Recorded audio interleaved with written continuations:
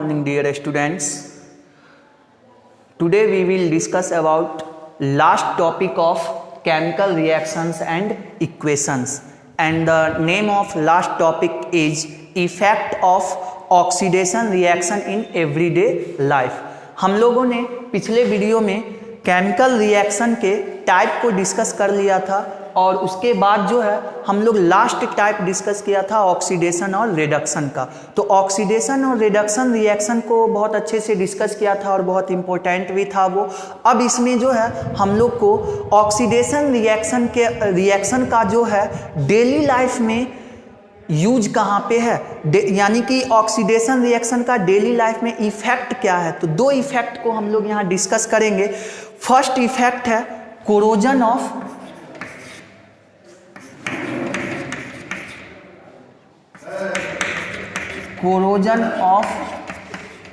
Metals और second है rancidity, और ये है effect of oxidation reaction in everyday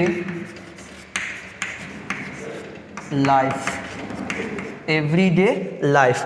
तो यहाँ पे जो है हम लोग को कोरोजन ऑफ मेटल्स और उसके बाद जो है रेंसिडिटी को वन बाय वन डिस्कस करना है, और दोनों में ही हेडिंग में ही है ऑक्सीडेशन रिएक्शन। तो ये दोनों में ही ऑक्सीडेशन होगा, और ऑक्सीडेशन का मतलब ही बताए थे एडिशन ऑफ ऑक्सीजन, यानी कि इसमें ऑक्सीजन का इन्वॉल्वमेंट होगा।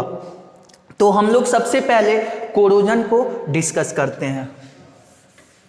कोरोजन ऑफ मेटल्स, तो कोरोजन जो है एक ये केमिकल रिएक्शन है, और इस केमिकल रिएक्शन में जो मेटल होगा वो मेटल रिएक्शन करेगा ऑक्सीजन से, यानी कि एयर से, और एयर में प्रेजेंट मॉइस्चर से, या फिर किसी केमिकल से।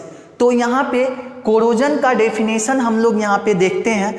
Corrosion is the process in which metals are eaten up gradually by the action of air, moisture और a chemicals is called corrosion of metals. तो नेम में ही है मेटल्स, तो मेटल का सरफेस एयर से रिएक्शन करेगा, और रिएक्शन करने के बाद जो है वो एयर में प्रेजेंट मॉइस्चर या अपने वो इन्वायरमेंट के केमिकल से रिएक्शन करेगा, और रिएक्शन करके उस मेटल को धीरे धीरे डिस्ट्रॉय करता रहेगा। इसी प्रोसेस को हम लोग क्या कहेंगे, कोरोजन। तो सिंपल सा कोई भी मेटल हो उसका सरफेस एयर यानी ऑक्सीजन से रिएक्शन करेगा, फिर मॉइस्चर से या फिर किसी केमिकल से रिएक्शन करेगा, रिएक्शन करके उसका सरफेस डिस्ट्रॉय होगा, उसी को कोरोजन ऑफ मेटल्स कहेंगे। और यहाँ पे कोरोजन ऑफ मेटल्स का एक एग्जांपल लेंगे आयरन का। तो आयरन जो है,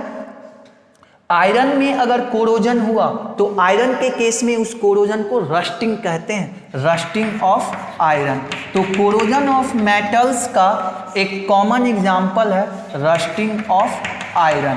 तो रस्टिंग ऑफ आयरन का मतलब ही हो गया कोरोजन ऑफ आयरन। तो इसमें तुम डेफिनेशन ही बताए हुए हैं कि रस्टिंग ऑफ आयरन में जो है सबसे पहले ऑक्सीजन से रिएक्शन करेगा। तो हम लोग यहाँ पे केमिकल इक्वेशन लिखते हैं, और फिर इसका डिटेल्स डिस्कशन हम लोग मेटल नॉन मेटल चैप्टर में करेंगे। तो यहाँ पे आयरन का रिएक्शन होगा ऑक्सीजन से और एयर में प्रेजेंट मॉइस्चर से। तो ये X मॉलिक्यूल वाटर रिएक्ट करेगा, और रिएक्ट करने के बाद आयरन का जो सरफेस है वो फॉर्म करेगा आयरन ऑक्साइड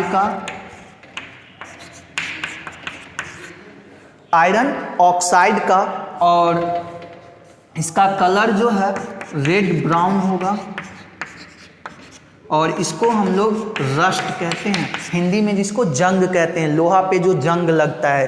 तो यहाँ पे लोहा पे जो जंग लगता है यानी रस्ट बनता है, उसका कलर कैसा होगा, रेडिश ब्राउन कलर होगा। तो यहाँ पे ये रिएक्शन जो रिएक्शन का इक्वेशन लिखे हैं, तो क्या ये बैलेंस है, तो बैलेंस नहीं है। चेक कर सकते हैं, यहाँ पे 1 आयरन, यहाँ पे 2 आयरन, यहाँ पे 2 ऑक्सीजन, यहाँ पे X एटम ऑक्सीजन का यहाँ पे, जबकि यहाँ पे सिर्फ X है। तो यहाँ पे हमें इसको बैलेंस करना होगा।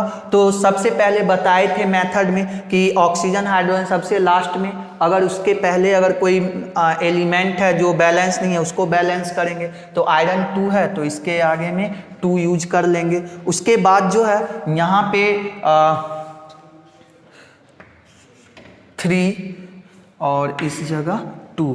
अब चेक कर सकते हैं कि ये जो है रिएक्शन बैलेंस हो गया है। तो इस तरीके से ये बैलेंस केमिकल इक्वेशन लिखे रस्टिंग ऑफ आयरन का। तो देख सकते हैं आयरन सबसे पहले जो है एयर से रिएक्शन किया, रिएक्शन करने के बाद फिर ये मॉइस्चर से किया, मॉइस्चर से रिएक्शन करने के बाद ये रस्ट का फॉर्मेशन किया जिसका कलर रेडिश ब्राउन होता है। तो इस इक्वेशन को ध्यान में रखना है क्योंकि रस्टिंग ऑफ आयरन बहुत इंपॉर्टेंट है केमिस्ट्री के लिए। और यहाँ पे जो है ये इक्वेशन लिखना बहुत ज़रूरी है और इक्वेशन जब भी लिखेंगे बैलेंस्ड वे में लिखेंगे, ठीक है।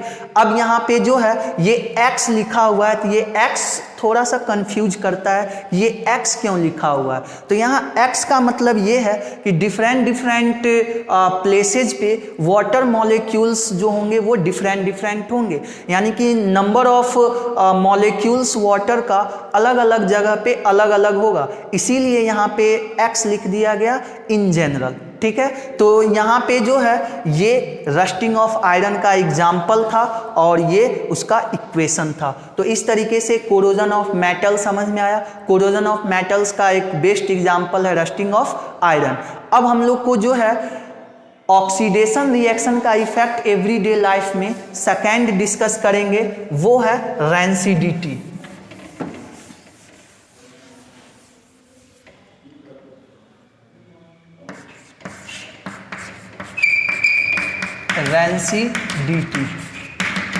रैंसिडिटी क्या है? तो हम लोग पिछले वीडियो में ही इसके बारे में थोड़ा सा डिस्कस कर दिए थे। रैंसिडिटी जो है एक कंडीशन होगा और इस कंडीशन में वो फूड जो है वो खराब हो जाएगा, यानी कि रैंसिडिटी जो है एक कंडीशन है और उस कंडीशन में वो फूड क्या होगा, खराब होगा। लेकिन फूड खराब क्यों होगा?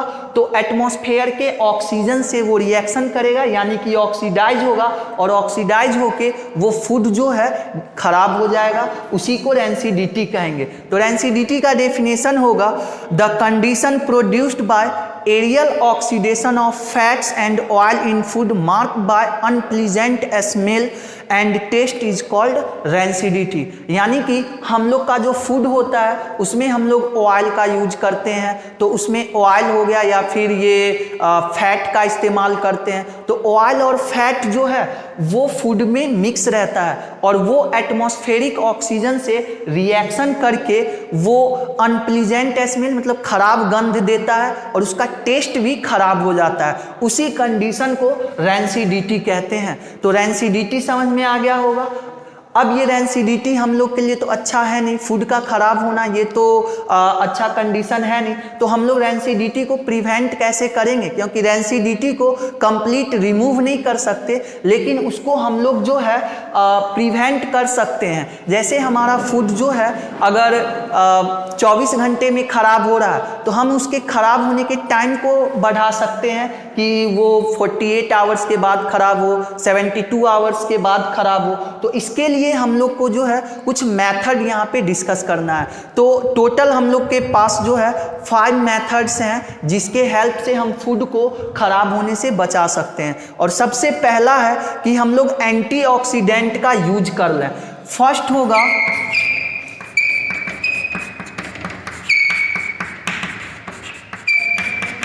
एंटीऑक्सीडेंट का यूज करना। एंटीऑक्सीडेंट का मतलब होगा जो ऑक्सीडेशन हो रहा है उसको स्टॉप करने वाला।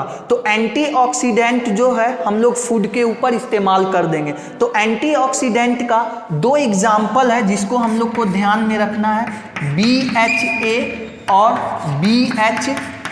ये 2 एंटीऑक्सीडेंट है जो कि हम लोग के फूड को खराब होने से बचाएगा। BHA का जनरली फुल फॉर्म ध्यान में रखा जाता है, एग्जाम में पूछता भी है। तो इसका फुल फॉर्म होगा ब्यूटाइलेटेड हाइड्रोक्सी एनिसोल। और इसका होगा BHT का ब्यूटाइलेटेड हाइड्रोक्सी टॉल्यूइन।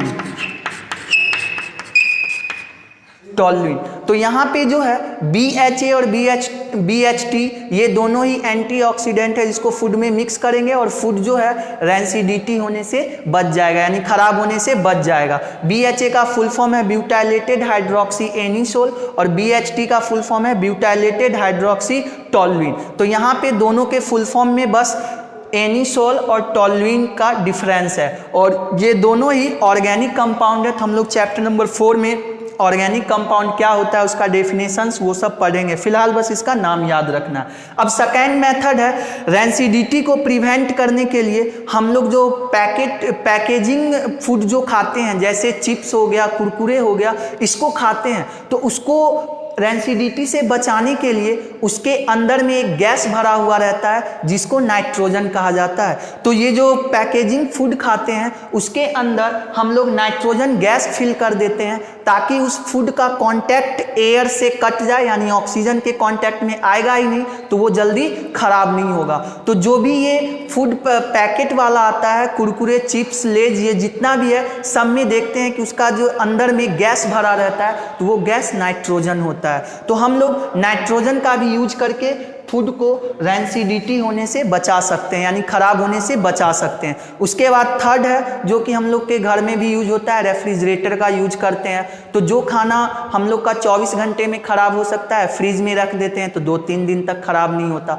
तो वहाँ पे फ्रिज के हेल्प से, यानी कि रेफ्रिजरेटर के हेल्प से हम लोग फूड को डिस्ट्रॉय होने से बचा सकते हैं। अब वहाँ पे फूड डिस्ट्रॉय होने से कैसे बचता है, तो फ्रिज के अंदर का जो टेम्परेचर होता है बहुत कम होता है, और टेम्परेचर कम होने के वजह से ये जो रैंसिडिटी में ऑक्सीडेशन रिएक्शन है, वो ऑक्सीडेशन रिएक्शन ही स्लो हो जाता है। तो ये थर्ड मेथड था रेफ्रिजरेटर का यूज करना। फोर्थ है हम लोग एयर टाइट कंटेनर का यूज करेंगे। एयर टाइट कंटेनर का मतलब हुआ कि कंटेनर में पूरा फूड को पैक कर देंगे और उसके अंदर जो एयर है उस एयर को रिमूव कर देंगे। एयर को रिमूव करके पूरे कंटेनर में फूड को भर देंगे। तो फूड भरने से वहाँ पे होगा क्या कि एयर का कांटेक्ट कट जाएगा ये फूड के साथ, तो वहाँ पे फूड जो है खराब होने से बच जाएगा। और लास्ट है हम लोग को रैंसिडिटी से बचने के लिए, यानी रैंसिडिटी से बचाने के लिए फूड को हम लोग को सनलाइट से दूर रखेंगे फूड को, यानी कि सनलाइट का